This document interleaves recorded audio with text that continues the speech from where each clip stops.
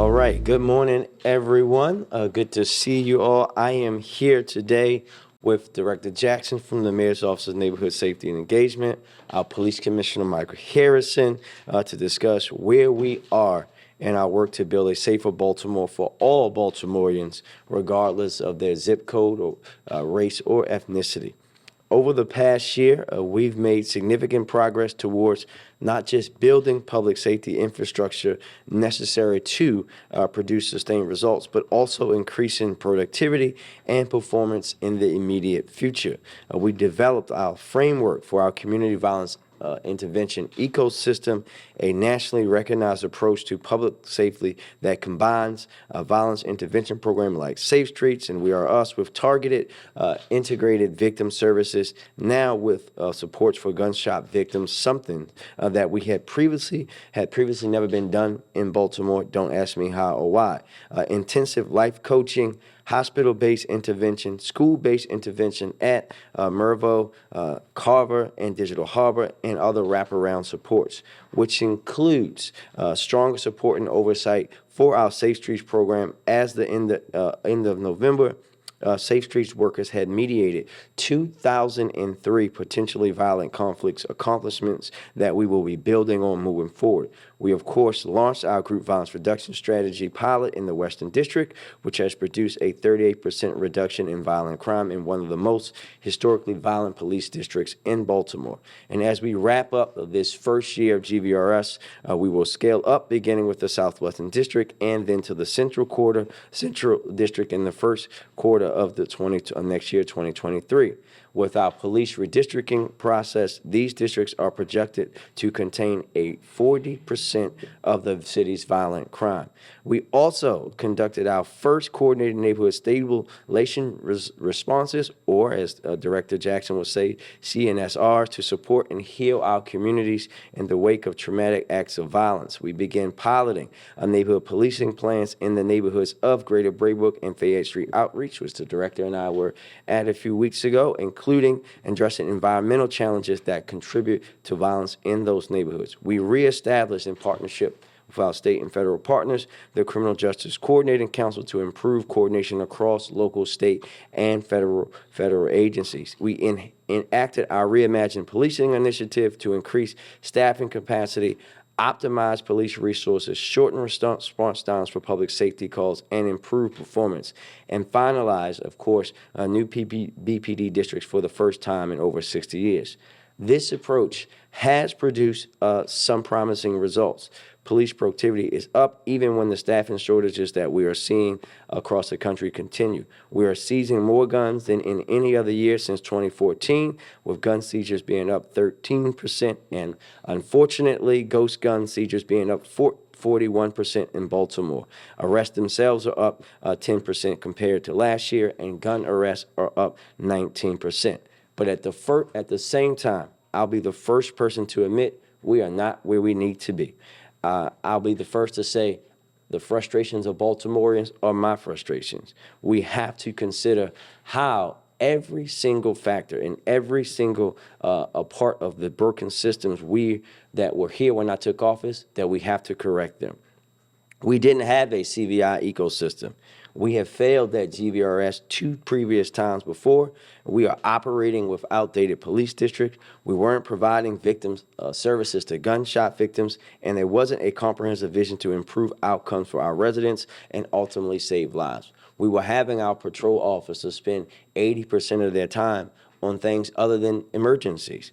Think about where we would be in Baltimore if we didn't have that violence reduction in the Western District, if police proactivity was up, if our violence interrupters were not mediating 2,000 plus conflicts. It is clear that we are moving forward, but that this work is just begun. Because for me, one homicide, one shooting is one too many. And you have my commitment as the mayor of Baltimore, and more importantly, as a Baltimorean and a son of Baltimore, that we will continue to push ourselves to improve and deepen this work as we move towards the end of the second year of our comprehensive violence prevention plan, and that we will work with every partner to make sure that we improve every part of the system here in Baltimore, that we are making sure that we continue to make arrests of folks who are committing homicides, committing shootings, committing robberies and carjackings, but that we also work with our partners on the other end to make sure that we don't have to arrest those same people in the next 3 to 4 months or 3 to 4 days in some cases. We will continue to push forward. And with that, I will turn it over to Commissioner Harrison for remarks. Mr. Commissioner? Thank you, Mr. Mayor, and thank you for your leadership, and good morning to all of you. I will certainly echo the mayor's sentiments that 2022 has been a challenging year for our department and for our city. Every life lost to senseless violence is a tragedy, and a constant reminder that there's so much more work to be done. I, along with every member of our department, wake up every day committed to reducing violent crime in our city and building a safer Baltimore with urgency and with tenacity. Our department is constantly adapting and working to implement creative methods to support our communities. To that end, in 2022, we've rolled out many innovative and creative strategies to address violent crime, to optimize our limited resources and make progress in our implementation of our federally mandated consent decree. This summer, in partnership with the Mayor's Office, the Reimagining Policing of Baltimore initiative changed the way we collect and report crime data by moving to the NIBURS system, National Incident-Based Reporting System. This FBI-mandated data reporting system mandates that BPD collect and report data on crimes in greater specificity and detailed crime-related information to see the bigger picture of an incident, identify patterns in crimes in a timely manner, and to fight crime more efficiently. Begin working towards civilian investigator positions, as many departments across the country struggle to recruit and to retrain officers. This updated staffing plan included civilian investigator positions, making the BPD among the first in the country to include this classification. We implemented smart policing by expanding our telephone reporting unit and online reporting to handle more calls and reduce unnecessary officer responses to false alarms. And then we set forth a plan to redraw the boundaries of all 9 police districts, which had not been done in more than 60 years. The new maps will be implemented in Q1 of 2023 and will help us be more efficient to better address the unique needs of our neighborhoods. We added more than 140 new patrol cars with updated technology in order to increase visibility, and we did this among the supply chain issues and an aging fleet, as well as repair delays that sometimes put more than 30% of our vehicles out of service. Over the summer, we hosted an unprecedented and innovative HBCU summer internship program. Current students or recent HBCU graduates earned a stipend while learning the inner workings of the BPD and were tasked with providing suggestions on ways we can improve our processes, build relationships with our communities. In September, we announced that 83% of our assessments of our consent decree are on track or demonstrated initial compliance. Our consent decree implementation unit has attended or hosted more than 35 community meetings to educate members of the consent decree, educate members on the consent decree, and increase awareness of our reform process and our progress. These meetings continue to be available upon request. In our Public Integrity Bureau, overall complaints are down 11% under my administration. Complaints from the public, however, are down 32%. Internal complaints are up, which is a good thing because it means we have been putting auditing measures in place and are correcting behavior early in the process. The numbers of our PIB detectives has increased by 48%, and we are completing minor violation investigations within 90 days, 72% of the time, which was not the case just a few years ago where these investigations were taking more than a year.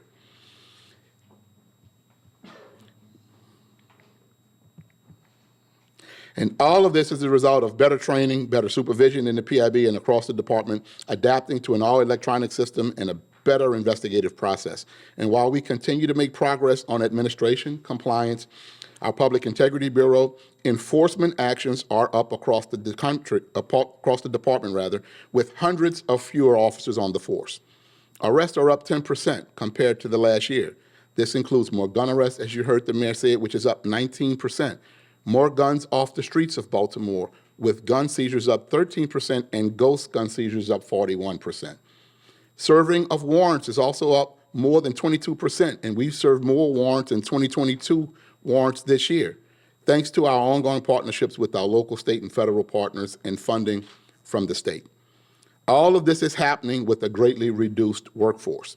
Our progress in transforming the department is clear, but there are many challenges that still exist, and we continue to face an uphill battle with staffing concerning recruiting new hires and retaining experienced officers.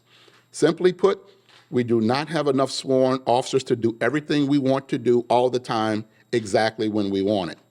However, through innovation and technology, we're better utilizing our resources to maximize productivity. Every day, I must make extremely difficult decisions to reimagine our department, not just for the citizens, but for every one of our sworn and professional staff members. Our many new officers and staff who we fight to recruit to this noble profession are the future and will continue to work to transform our department. Just this Monday, we started a new academy class of 24 individuals, many from Baltimore and many from around the state, some from around the country. We know that ending violent crime is a shared responsibility, and our department will keep improving in ways it addresses violent crime and works with the criminal justice system on matters involving reentry, rehabilitation, prevention, and interventions. Our officers are doing the work of arresting individuals, but we must ensure there are swift and certain consequences for those criminals. Lastly, together with the Mayor's Office of Neighborhood Safety and Engagement, as the Mayor mentioned, BPD looks forward to expanding the group violence reduction strategy on prevention and enforcement to see greater reductions in violent crime, primarily homicides and non-fatal shootings. Together, each of us here, all of our elected officials, community members, business leaders, faith leaders, academic leaders, and all of our residents will build a safer Baltimore. It's not just what our citizens want, more importantly, it's what they deserve. So thank you, and at this time I'll turn it over to Director Jackson. Thank you, Commissioner. Good morning, folks. Over the last year, MONSE's continued to serve as the Scott administration's key partner in the coordination and implementation of Baltimore's first ever comprehensive violence prevention plan. In the first 6 months of 2022, MONSE wrapped up what we called our foundational year. That was meant to focus on defining the work, staffing the work, building the infrastructure to support the work, developing key local, state, federal partnerships to make sure that we could strengthen coordination, initiate pilots, and begin to prove concepts that were articulated in the plan. We also began the work of coordinating city agency partners. This foundation was necessary. We absolutely had to build over again. We had to pour a foundation that we knew would not crack this time to ensure that Baltimore's violence prevention efforts can be accelerated in not just this year, but in years to come, while contributing to the sustainability of the plan that we're looking to create. As we close out 2022, we're in the middle of what we call our framing year, where we're continuing to deepen our interagency partnerships through expansion of the group violence reduction strategy to the Southwestern District and ultimately citywide, which we announced a couple of weeks ago. We're also looking to solidify and grow partnerships to develop Baltimore's first CVI ecosystem. We are expanding and streamlining what victim services looks like in Baltimore City because we understand that victims are more likely to either be re-victimized or to retaliate. And so creating the supportive structures to ensure that it doesn't happen is critical to our city's success. We're also working to stand up a robust reentry program for currently and previously incarcerated people where it didn't exist before. Streamlining community-based funding protocols, and completing neighborhood asset mapping to increase the capacity of community-based organizations to play key roles in this work. And last but certainly not least, establishing internal and external data tracking tools to measure key performance indicators. All of the work that I just mentioned as a part of our framing year will be wrapped up by June 30 of next year, which closes our fiscal year out. As you heard Mayor Scott mention, GVRS has yielded a 38% decrease in homicides and non-fatal shootings as of 12/21. And 71 out of 81 people that we have offered services to who were at the highest risk of being shot or being a shooter made the conscious decision to walk away from the life and accept those services. We have to make sure that we're also focusing on the folks who are choosing the right path. We should be not just talking about the arrests that we are making, but be more conscious about the narratives that we pour into our city and the impact that those narratives have on the people that live, work, and play in our city. As MONSE continues preparations to scale the GVRS strategy in early 2023 with our partner agencies, BPD and the state's attorney's office, our results are only going to be possible through true interagency coordination and partnership. GVRS is slated to cover the Western, Southwestern, Central, and Eastern districts by the end of 2023, achieving full scale in 2024. I want us to all be clear that the GVRS pilot has not pushed crime to other parts of Baltimore City, as displacement was something that the police commissioner and I thought about very early on, and as such, charged our technical advisors with doing the work of completing a displacement study. Research from the University of Pennsylvania finds absolutely no evidence of displacement associated with the group violence reduction strategy, but instead what we are seeing is what is known as a diffusion of benefits. This is when adjacent areas reap the benefits of the work that you're doing. We're seeing this happen already to some extent in the Southwestern and the Central districts. Additionally, MONSE's had expanded Baltimore youth diversion services, previously only offered after arrest. So we have piloted what pre-arrest diversion looks like for our young people. We've piloted neighborhood policing plans, as the mayor mentioned, in Greater Baybrook and the Fayette Street outreach neighborhoods in partnership with BPD and with 5 other city agencies, so that we know what scale needs to look like so that neighborhoods can create individualized plans. We've awarded over $26 million in community-based funding to support the work of prevention, intervention, rehabilitation, and reentry. And last but not least, for the first time, this agency created a case management system. So the Apricot case management system is what we have employed to integrate data collection and all of the collection across all of the aspects and components of our work. And we've established already this year what we call GVRS stat and IPV stat. While we've accomplished much in 2022, we know that more work lies ahead to increase and maintain sustainable outcomes for our communities. And we realize that this work is not ever going to be done until we see 0 homicides, 0 non-fatal shootings, and 0 Baltimoreans who are impacted by the residual trauma that violence causes. Sir?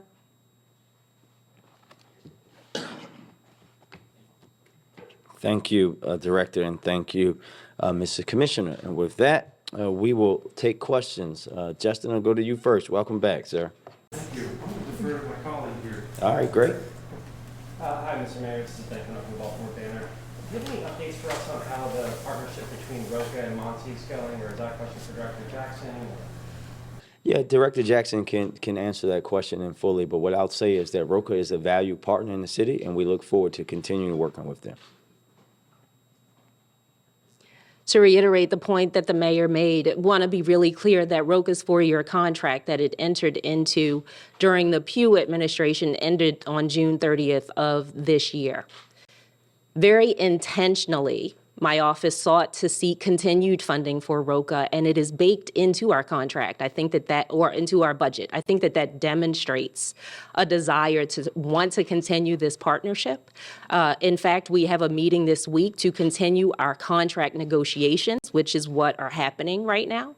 And we'll determine what that partnership looks like, whether it is a partnership through the mayor's CVI ecosystem, through GVRS, or through both. Next. Alexa, go ahead. No one else wanted to ask you? Good. I want to know. Sorry.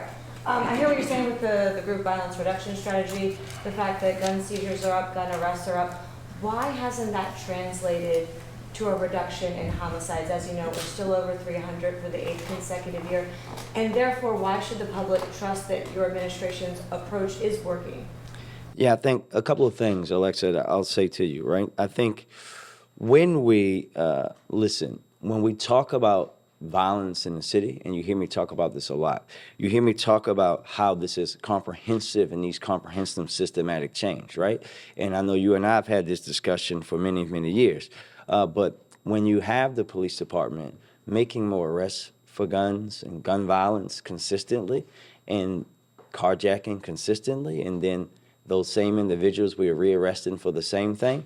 I'm not a judge, I'm not a prosecutor, right? But those are parts of the system. I don't work in the court system. Those are parts of the system that we have to start to evaluate in a deeper level too, because without us talking about the completeness of what it goes into justice in our community, we will allow our public to be thought that, hey, once the police arrest someone, it's over. Once Safe Streets mediates in some conflict, it's over.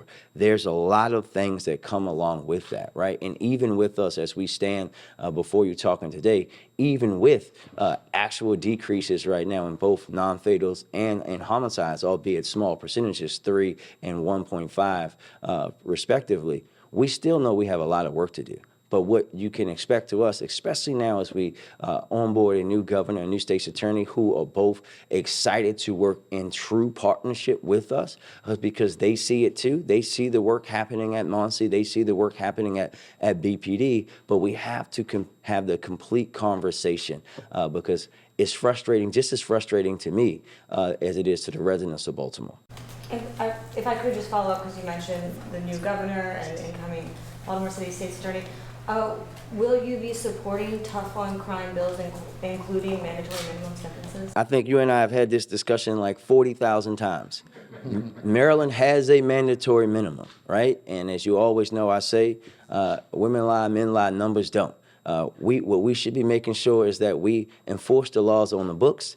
Data has proven that mandatory minimums don't work, right? But we have those on the books right now, and what we're going to be doing is working with our partners as they come in to make sure that those laws are enforced. We're going to do the right thing, not the popular one, Alexa, not the thing that gets the clicks online, but what actually brings peace to Baltimore's neighborhoods. Barry? Mayor, Go ahead, Barry. Okay, Mayor, in talking about all the things that are being done by Monzie, the police department, and also you mentioned about frustrations and the frustrations of the people here in Baltimore. The other issue is dealing with perception about things changing. And do you think that that is changing in any way? The perception of the city is changing in any way, and in what way? Yeah, I think that it is a plus and a minus, right? I think, for example, if we spend a lot of time going to other places, in recent weeks I've been in Seattle and Kansas City, and folks have been coming to me and talking to me like how they feel like Baltimore's the next place, that they want to come and invest in Baltimore. They visited Baltimore, consistently hearing that over and over again from folks outside of the city. Here, however, especially in the surrounding areas, we have the ability, Barry, I think, to tell both sides of the story, right? You're never going to hear me, you know me well enough to know, you're never going to hear me talk about things that are all roses and peaches and cream, because I know it's not for far too many people in Baltimore. However, just as much positivity is happening in Baltimore City each and every day, and we have to start to talk about that as well. We have to start to talk about those investments that are happening, the things that are coming here, right? When we announced last year that we were renovating the arena, I remember you and I talking, some other folks talking, and folks said, well, that's like putting lipstick on a pig. No one's going to come.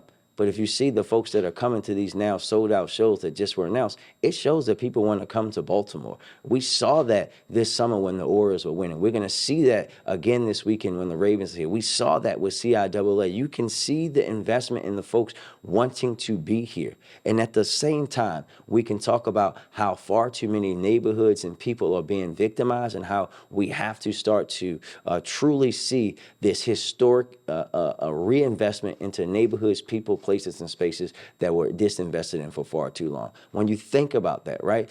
Every single person should know that Baltimore City has built or renovated more new schools than any city in the country in recent years. But how many do know that? Because that's not the story that gets told every night. We need to talk about that. We need to talk about all these investments that are happening in recreation and parks, all of the great things I'm seeing every day on their social media. Young people from Baltimore that are going to Harvard, that are going to these schools and colleges. Those are the kind of things that we need to build up and spread in Baltimore as well, because that's also helps to talk with the perception, because the perception is these young people have no future. That's a lie. The perception is no one wants to come to Baltimore. That's a lie. We have to talk about both sides of the coin.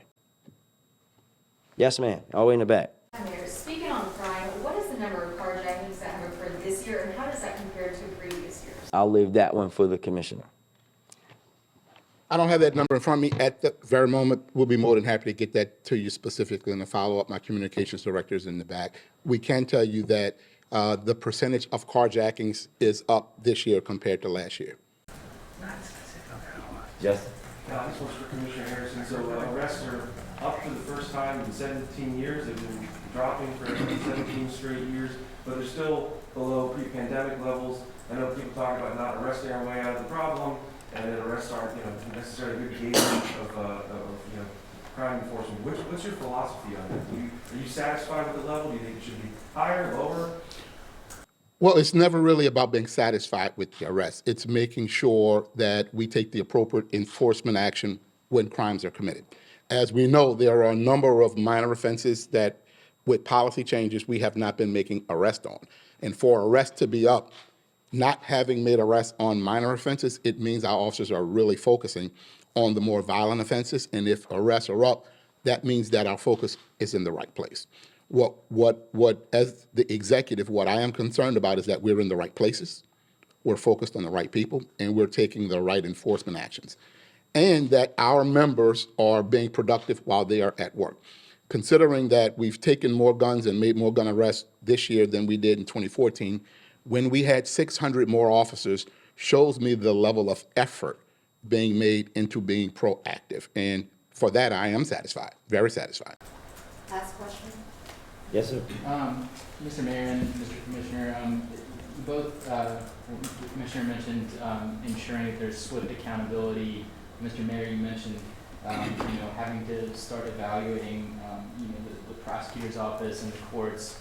I guess has that been lacking for the past few years, and what would you like to see from the next administration in the state's attorney's office? Well, listen, I know the new state's attorney very well, and I think it's about all of it, right? I think you hear me say this consistently. Not one individual part of the system is perfect. All of it. And now with having a state's attorney Bates and having Governor Moore come on, they're both excited to really dig into the work at the CJCC so that we can see where those problems are, to build systems that aren't there right now, because there are some gaps that we need to change. Obviously, we shouldn't be seeing the same folks over and over and over again, and that means that the entire system has to be looked at. We need to look at how we're rehabilitating, what we're doing for folks that are re-entering into the community, how we're dealing with young people in particular when you think about carjacking, and not just them.